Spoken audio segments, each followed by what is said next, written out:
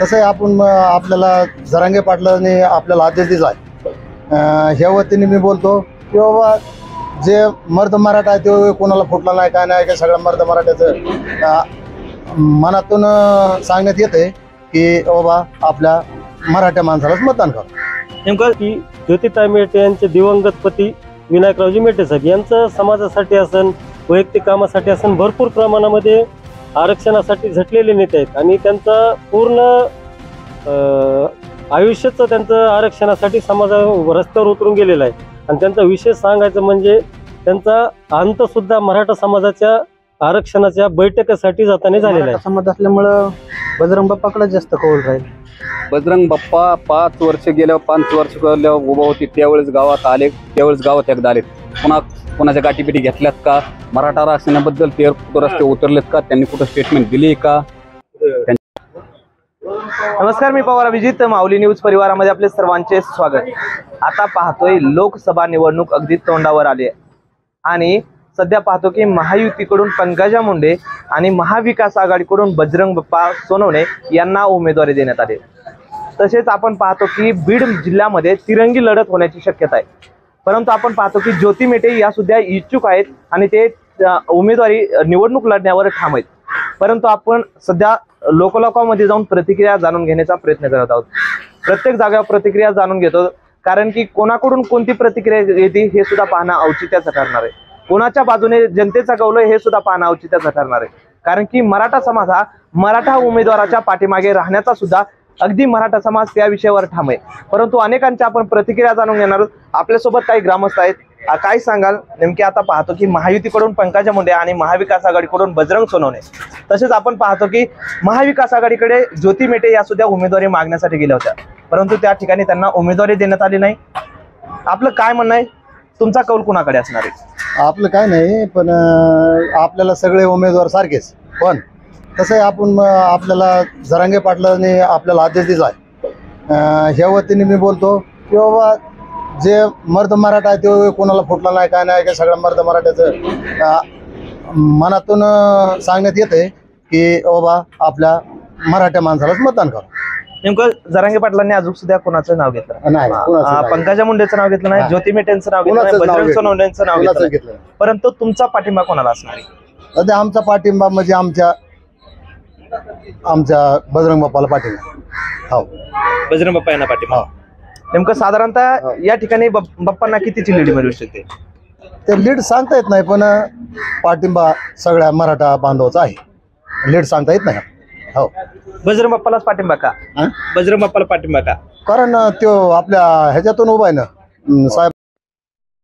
काय सांगाल? महायुतीकडून पंकजा मुंडे, महाविकास आघाडीकडून बजरंग सोनवणे आणि अपक्ष म्हणून ज्योतिता लढणार। यामध्ये पाहिलं तर मराठा समाज म्हणून 2 उमेदवार ठरत आहेत, कारण की मराठा समाज हा मराठा समाजाच्या मराठा उमेदवाराच्या पाठीमागे, परंतु 2 उमेदवार राहतोय उभे। यामागे तुमचा कौल कोणाकडे? ज्योती मेटे। ज्योती मेटे का? कारण की आपण पाहतो की 2 मराठा उमेदवार आहेत, त्यांना आरक्षणाला विरोधच केला नाही आजपर्यंत। सपोर्ट केलाय त्यांचं पतीचं हे झालं आरक्षणामुळे। आपण पाहिलं की या ठिकाणी अनेकांच्या प्रतिक्रिया झाल्या। नेमकं काय सांगाल? महायुतीकडून पंकजा मुंडे, महाविकास आघाडीकडून बजरंग सोनवणे आणि अपक्ष म्हणून ज्योतिताई लढणार आहे। तुमचा कौल कोणाकडे? आमचा कौल ज्योतिताई मेटेकडे। आपल्यासोबत काही तरुण बांधव आहेत, आपण त्यांच्याकडून नेमकं काय सांगाल? एक तरुण म्हणून तुम्ही कुणाला पाठिंबा देणार?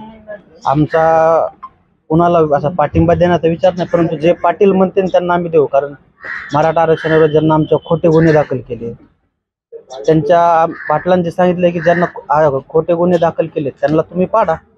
फडणवीस साहेबाचा त्रास भरपूर आहे मराठा समाजात आरक्षणाच्या विरोधात, त्यामुळं आम्ही मराठा समाज बघूनच मतदान करणार आहे। आता सध्या पाहतो ज्योती मेटे सुद्धा उमेदवारीवर ठाम आहेत, निवडणूक लढण्यावर ठाम आहेत। ज्योती मेटे सुद्धा मराठा आहेत, बजरंग सोनवणे सुद्धा मराठा आहेत। नेमका कौल कुणाकडे? ताईनं दोघांनी समोर बसून विचार करा, कारण जर ताई उभा राहिल्या तर मतदान विनाकारण फूट होणार आहे, त्याचा फायदा भाजपलाच होणार आहे। त्यामुळे दोघांना समोरासमोर बसून एकच मराठा उमेदवार द्यावा ही आमची विनंती।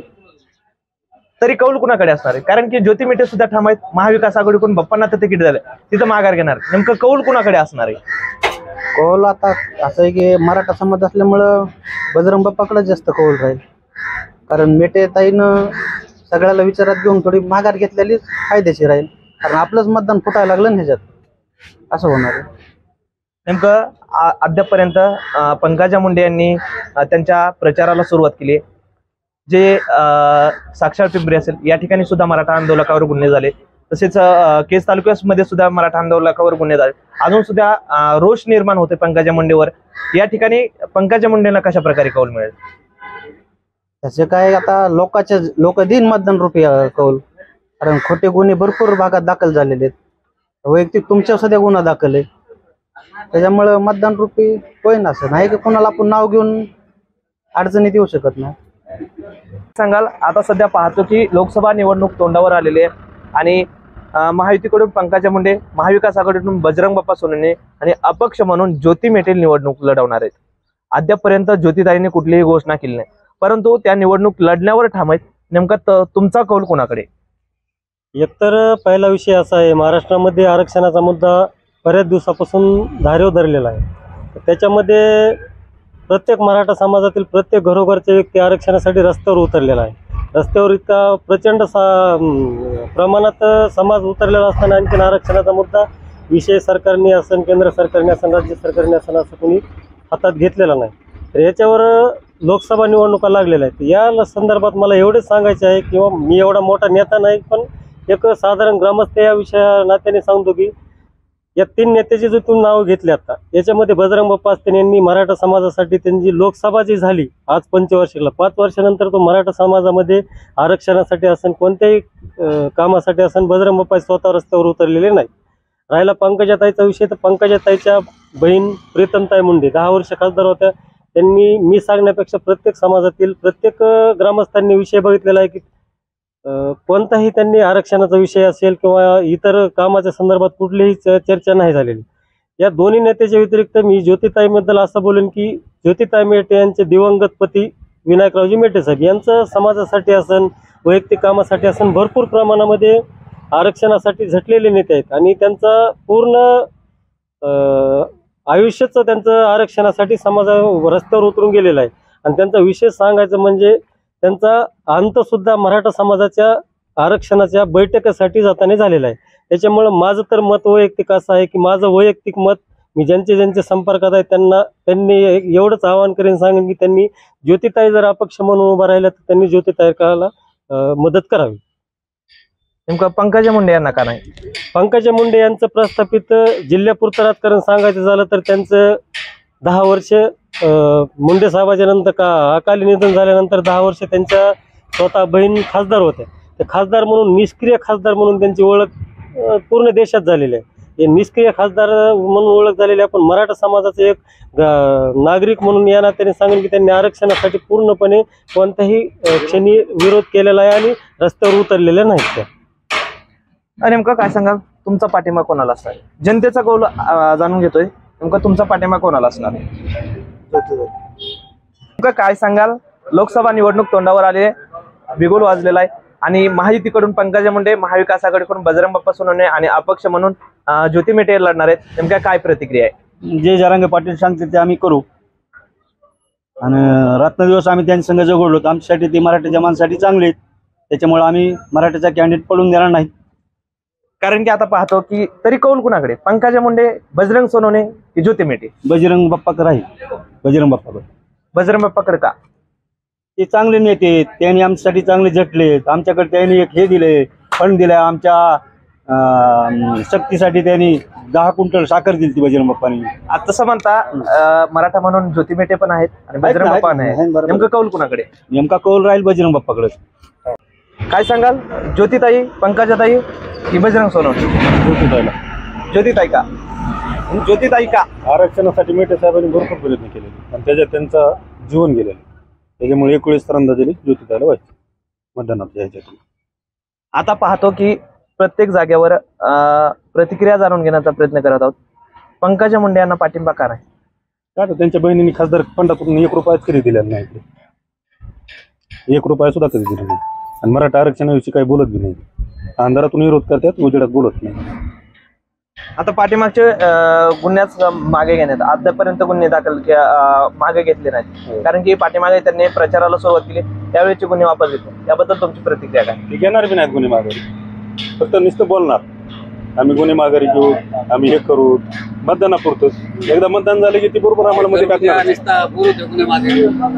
नेमकं काय सांगाल? टरबुजा नुसतं म्हणतोय गुन्हा महाग घेऊ, टरबुजाने गुन्हा महाग घेत नाही. देवेंद्र फडणवीसला सांगा, देवेंद्र फडणवीसला त्याच्यावर रोष आहे. आणि पंकजाताई असतील किंवा प्रीतमताई असतील, प्रीतमताई ह्या निष्क्रिय खासदार ठरल्या आहेत देशात. त्यांनी कुठलाही फंड खर्च केलेला नाही, तो वापस गेलेला आहे. आणि त्यांनी पंकजाताईंना असं पाठीमागं स्टेटमेंट दिलं की आम्हाला सुद्धा उपोषण करावं लागेल. मराठा आरक्षण ज्यावेळेस रस्त्यावर उतरला त्यावेळेस त्यांनी असं स्टेटमेंट दिलं की ओबीसीला धक्का लागेल, त्यांना एवढं सुद्धा ज्ञात नाही. पण तुमचा कौल कोणाकडे? आमचा मेटेताईकडे.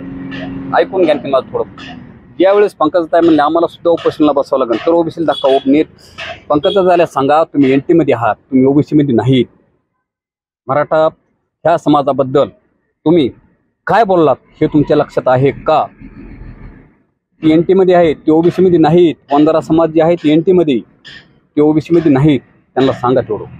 नेमकं आता पाहतो की मराठा उमेदवार 2 आहेत, एक बजरंग सोनवणे आणि दुसरा ज्योती मेटे. बजरंग बाप्पा 5 वर्ष गेल्यावर 5 वर्ष उभा होती, त्यावेळेस गावात आले, त्यावेळेस गावात एकदा आलेत.